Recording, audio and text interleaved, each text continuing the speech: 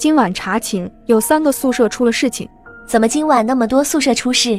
不知道，图书馆明明爆满，怎么还会有那么多内鬼？萧琪琪问。等等，孙涵像突然想起来什么一样。也许现在情况已经很不乐观了，图书馆的座位根本容不下我们学校这么多学生，即使爆满也可能不正常的人占据了大多数。查寝结束后不久，又传来开门和关门的声音。放我进去啊！求求你们救救我，我不会招来学生会的，求求你们让我进去，不然我会被他杀死的，求求你们了。外面传来一个人绝望的声音。你是看见狗的人，我们不会让你进来的，别想了。回应他的是冷漠的声音。我们都在静静听着，没有说话。看见狗的人口中的他是指什么？看见狗的人为什么之前不给查寝的人开门呢？我所处在的值班室，戴红色高帽的人进不来，而这值班室总让我想起学生会的盒子。熄灯了，大家都需要休息。我挂断了语音通话，我找了一个看不见那个被塞进盒子的老师的角落坐下，闭上眼却怎么也睡不着。并不是因为害怕门外戴红色高帽的人，我睡不着的原因是我感觉这些信息有所联系，而且我觉得我能找到这些联系。在漆黑的空间里，我听着自己的呼吸声里夹杂着门外轻轻的敲门声。人生第一次，我如此认真专注思考。我好像知道了，狗不会给查寝的人开门，查寝的人跟戴红色高帽的人是一伙的，学生会跟戴红色高帽的人对立，所以戴红色高帽的人进不去盒子，盒子就是值班室。被歼灭的宿舍害怕查寝，但他们跟戴红色高帽的人也是一伙的，所以小鹿会想让我出值班室。又记起来了之前的一个消息，看见狗的人是学生会的走狗，所以看见狗的人害怕被关在门外，而学生会跟戴红色高帽的人对立，所以看见狗的人不会给查寝的开门。看见狗的人口中的他指的就是戴红色高帽的人。天亮了，今天是第3天，我完好无损。没事了，你回去吧。阿姨给我开了门。今天陶可儿和我2人没有早8的课，所以打算一起去图书馆。去的路上突然听见有人议论道，有人受不了了，翻墙准备逃出去呢。不是说封校期间千万不能离开学校吗？谁知道呢，可能疯了吧，不遵守规则，下场可都摆在那里呢。看看去。陶可儿提议。走过去看见几个男生已经翻过了院墙，紧接着墙外发出恐惧的呼喊声。发生了什么我们不知道。走吧，别想了。我知道7天内没有人能活着出去。在图书馆坐了1个小时后，我来到洗手间。藤贤，你有带纸吗？洗手间隔间里又传来声音。我没有回答，也没有着急走。能借给我1张纸吗？不能跟洗手间隔间里的人说话，但没说不能借人家纸吧。而且图书馆绝对安全。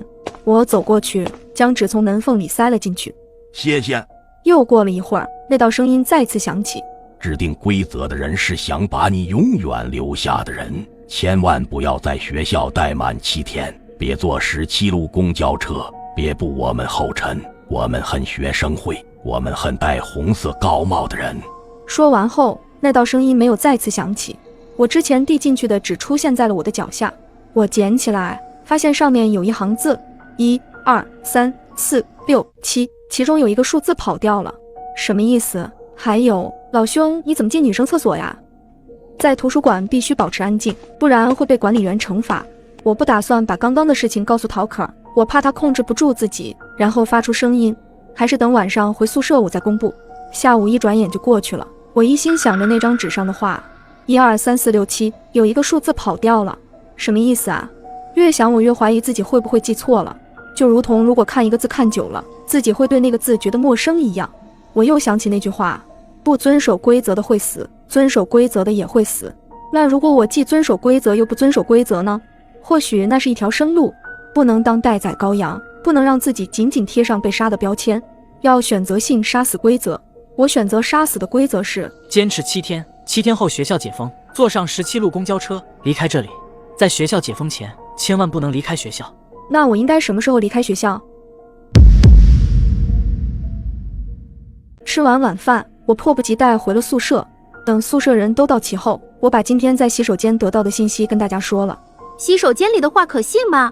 自习室有人说学生会最后几天会无条件攻击。自习室里的人说的就一定是真话吗？规则里说了，不要轻易相信任何人。萧琪琪，你的意思是？我完全遵守规则，我不相信洗手间隔间里的人说的话。宿舍里突然陷入沉默，尊重每一个人，但我站小丽这边。于是宿舍里分为两派，一派是完全遵守规则的规则派，另一派是不完全遵守规则的中立派。中立派，我、孙涵、周丽；规则派，萧琪琪、陶可儿和黄蓉。接下来中立派坐在一起，规则派就自己玩自己的，互不干扰。我将信息说了一遍，1、2、3、4、6、7，有一个数字跑掉了。如果没错的话，跑掉的数字是5。5跑掉了又代表什么？加上5，一共有7个数字。规则上说，我们要在学校待满7天，而洗手间里的信息是千万不能在学校待满7天。那就是说，在7天之前，我们要找一个时间跑掉。我恍然大悟，跑掉的数字是5。然后呢？周丽还没连上网。今天是第3天，那我们第5天的什么时间跑呢？这时候陶可儿走到我们旁边说，我跟你们一起呗。你不是规则派的吗？我现在想要跳槽。就这样，陶可儿叛变了规则派，加入了中立派。今天是第4天，我们中立派有一个非常重要的任务，就是搞清楚第5天应该在什么时候逃离学校。时间已经不多了，如果不能抓紧这最后1天，我们中立派就等于是全军覆没。我去洗手间寻找信息，孙涵去自习室。我之前在洗手间找到过信息，比较熟悉。孙涵脑子聪明，去自习室不容易被骗。我们呢？周丽和陶可儿眨着眼睛看着孙涵。你们去图书馆躲着，保证自己的安全就行。怎么不给我安排任务？是不是瞧不起我？周丽指着孙涵的鼻子说，我告诉你，我就喜欢你瞧不起我。就这样，我们各忙各的。自从宿舍分为2派后，我们2派的沟通就明显少了，但这也是没办法的，毕竟道不同不相为谋。我感觉黄蓉也有点想加入我们中立派，但不知道是不是不好意思说出口，从来没跟我们提过。其实她应该勇敢一点的，有时候错过就是错过了，但我也不会主动邀请她加入，因为我也不知道我在走的路是不是正确的路。人生的路都是自己选的，如果我错了，我不后悔。一到图书馆我就往洗手间走，在洗手间待了半小时，也没人跟我搭话。人呢？说话呀，业务这么繁忙吗？我换了1层的洗手间，又待了半小时，还是没人跟我说话。我失落地回到陶可儿和周丽旁边，只见周丽对我狡黠一笑，吃了啥这么高兴啊？我坐下后，周丽给我发了消息，我搞到信息了。可以啊，你怎么搞到的信息？孙涵拉我进了一个新群，群名是中立派。有人跟我借纸，我就把1包纸全部塞给他了，然后他又还给我了。我打开一看，每张纸上都有字。纸上写的什么？可以去看看凌晨4点的月亮，运气好，狼群会放松警惕。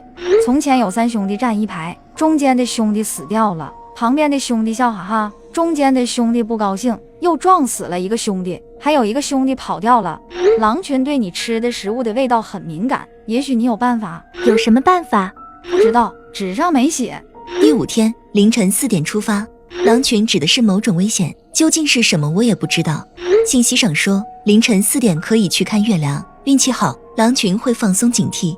按规则上说，我们在学校要待上7天，在7天里，如果有狼群放松警惕的日子，那概率就产生了，也就是运气好。还记得逃跑的数字是几吗？第5天就是那1/7的概率，也就是运气好，狼群放松警惕的时刻。中间的那个兄弟题我没弄明白是什么意思。